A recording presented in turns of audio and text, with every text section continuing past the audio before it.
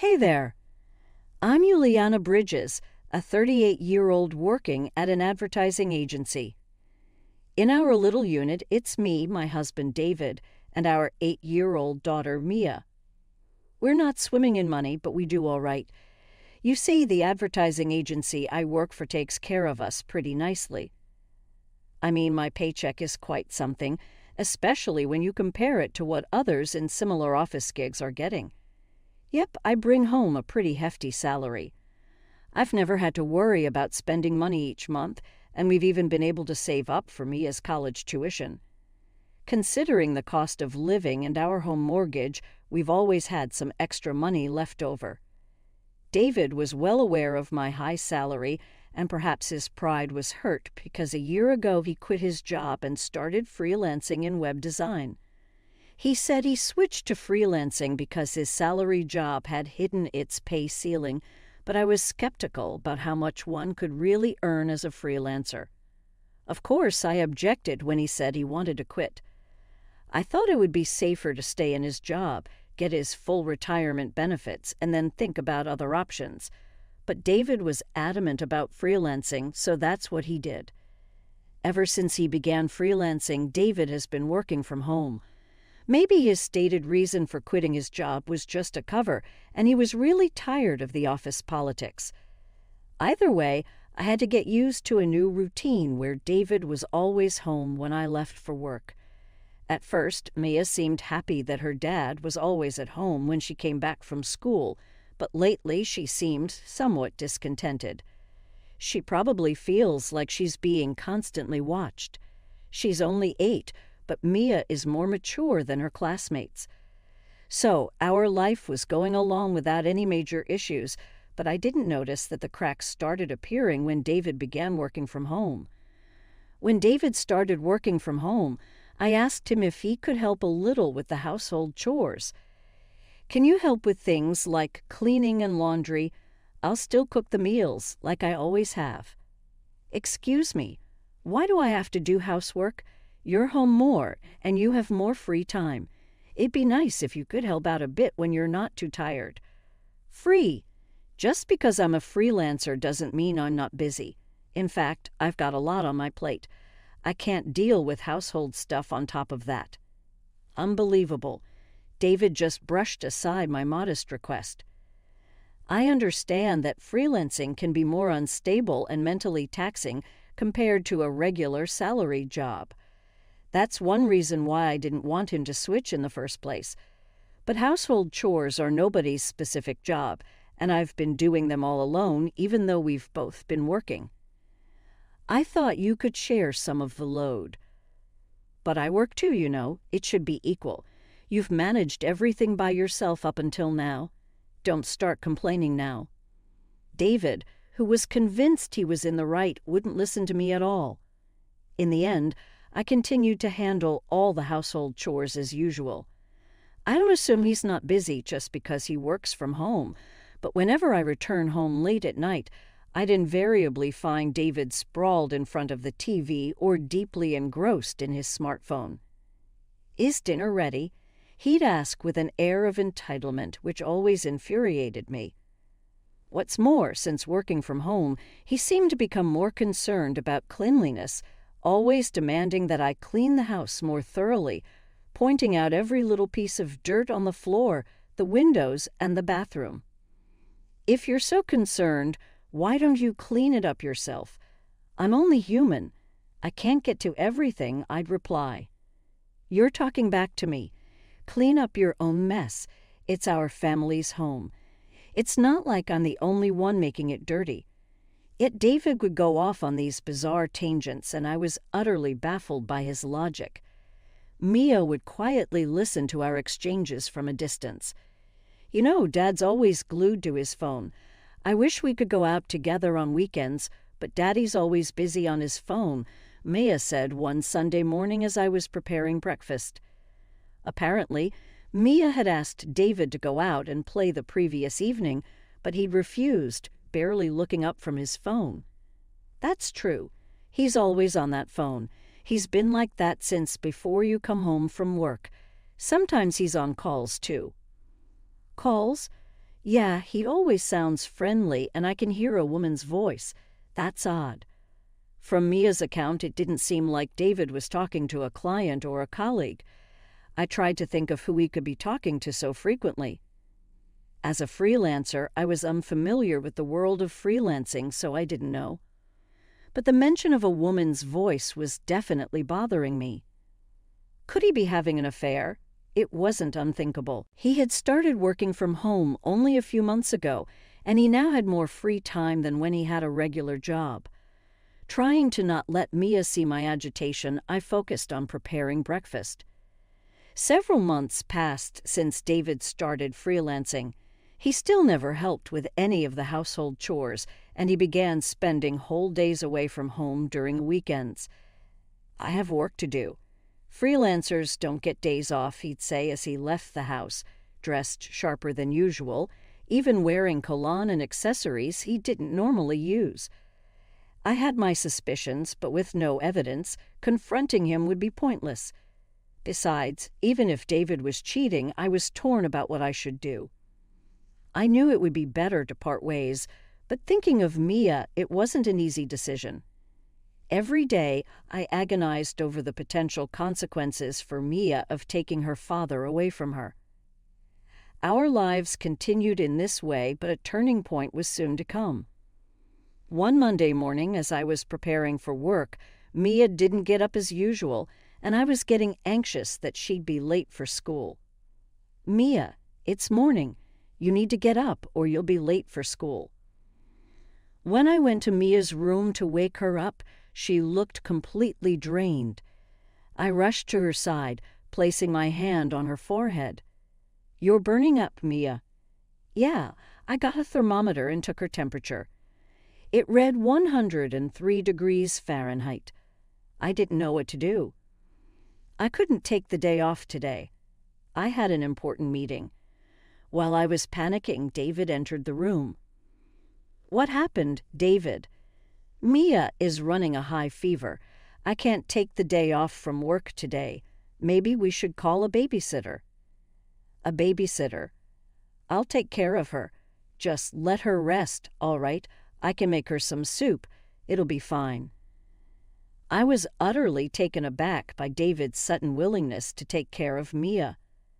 David, who had never lifted a finger to help with household chores or child rearing, now offering to care for our daughter when she's sick.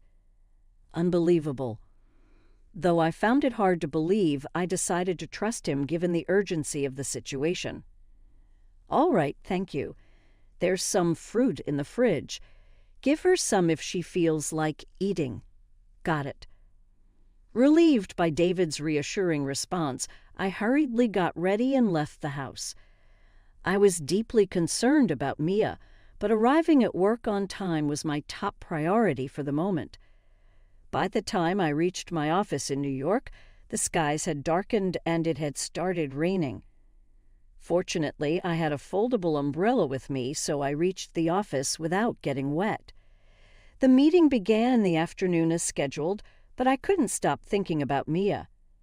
The office was abuzz due to the sound of heavy rain and strong winds from outside. Come to think of it, wasn't there news about a hurricane approaching?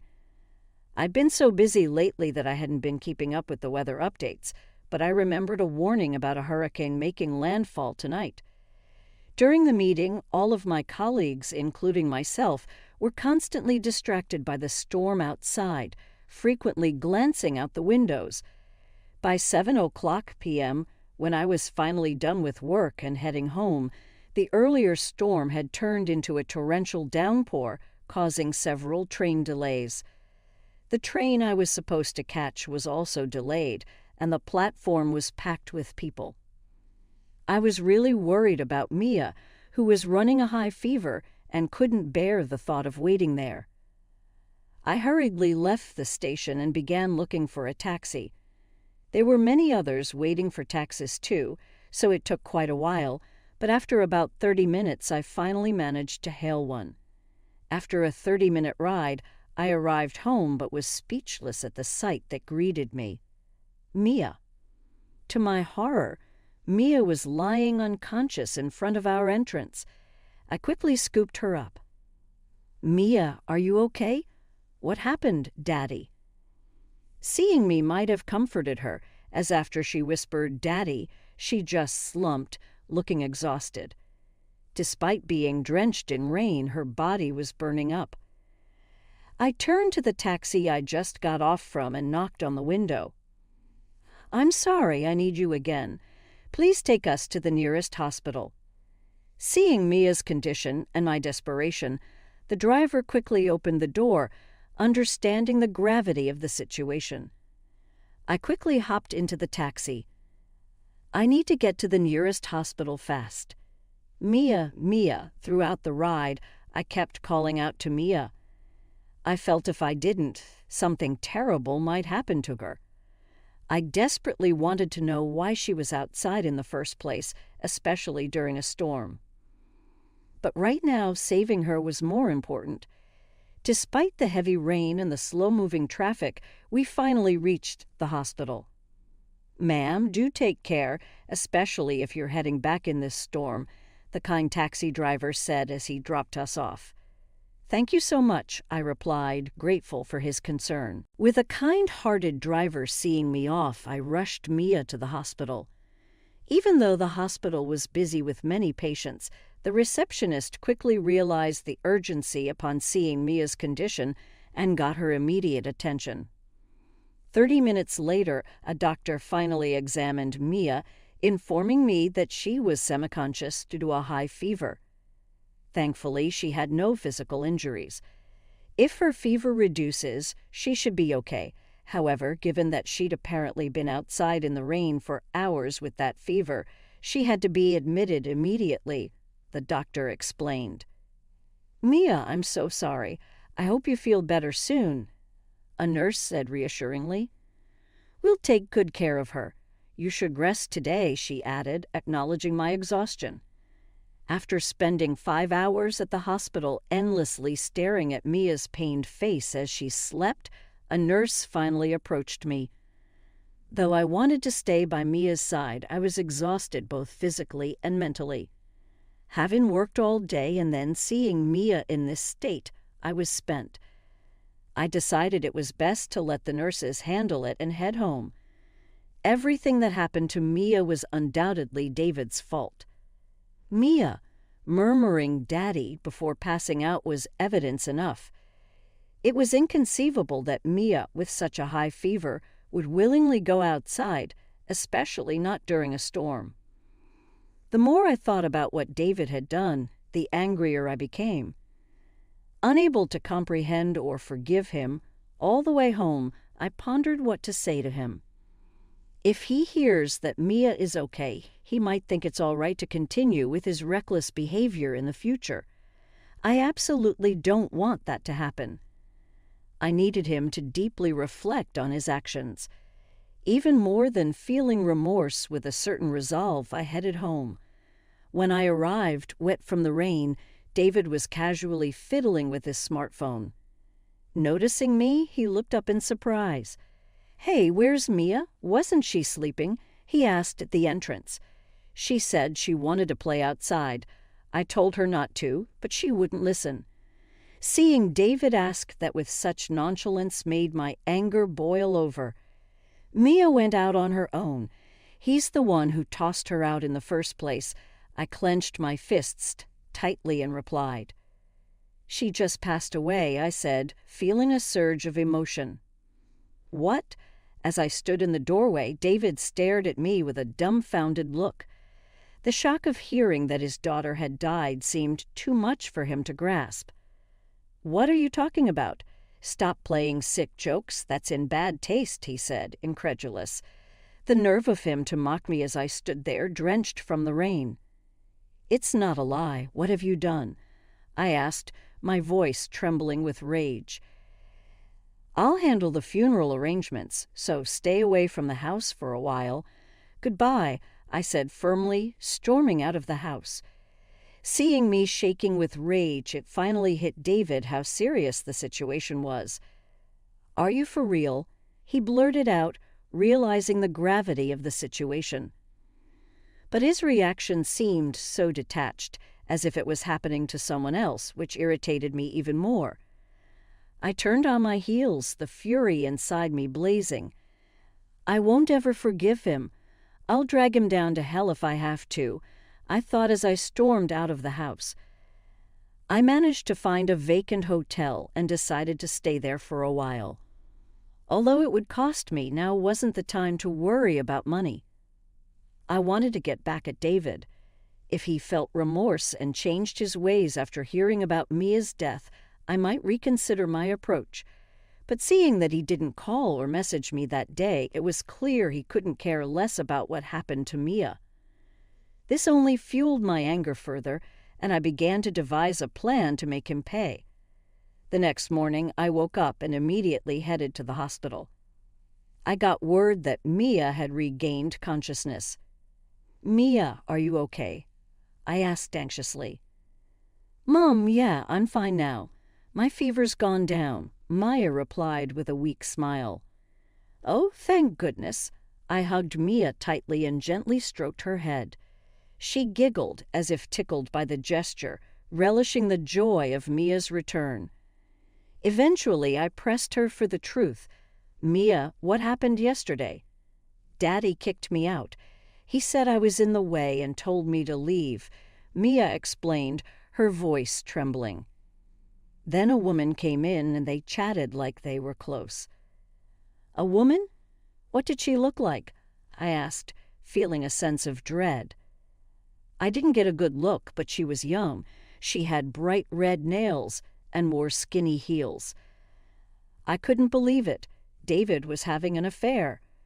Not only did he bring his mistress home on a day Mia had a high fever, but he also locked his own daughter outside. It was beyond comprehension. How could he do something so horrible? "I'm sorry, Mia. That must have been terrifying," I said, trying to comfort her. "Yeah, but I was happy you came to save me," Maya replied, her eyes shining with gratitude. For David to put Mia through such trauma and think he could be happy with his mistress, it was unforgivable. I felt a burning rage consuming me. "By the way, Daddy said he's going to invite that lady over again next Sunday," Mia added. "Next Sunday? That's the day I'm supposed to go on the company trip. He's planning to spend a fun day with his mistress while I'm away," I exclaimed, appalled. But it strengthened my resolve. "Thanks for telling me," I patted Mia's back, vowing to get back at David. The following Sunday, I decided to take Mia and return home. I informed my company that, due to personal reasons, I wouldn't be able to attend the trip. After Mia was discharged, we had been staying at the hotel together. It had been a while since we were home, but as we approached the front door, it felt like we were entering someone else's house. "We're home," I announced as Mia and I entered the house like usual. Sure enough, there were unfamiliar high heels at the entrance, just as Mia had said.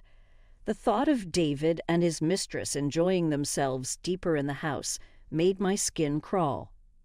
David wasn't in the living room, so I headed to the bedroom, thinking that Mia might witness something too intense. I hesitated for a moment, but the room was quiet. As I listened closely, I could hear David's voice coming from the bedroom. "You know, it really worked out for me with Mia gone. It made breaking up easier," David's voice echoed through the room. "How can you say such a thing about your own daughter?" The woman's voice responded. "But yeah, for me, it was kind of lucky," David continued. Hearing the two of them talking about Mia's supposed death as if it was a good thing or lucky made my head spin. It was clear now. David didn't feel an ounce of remorse. If that's the case, it's time to confront him directly, I thought, steeling myself. "Excuse us," I said as Mia and I appeared after opening the bedroom door.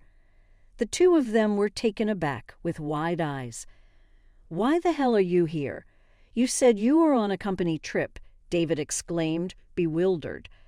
"And why is Mia here?" the woman added, equally surprised. "What do you mean? Wasn't Mia supposed to be dead?" David said, his voice rising in panic. I suppose it would be quite shocking to see Mia, who they believed to be dead, standing right in front of them, I explained calmly.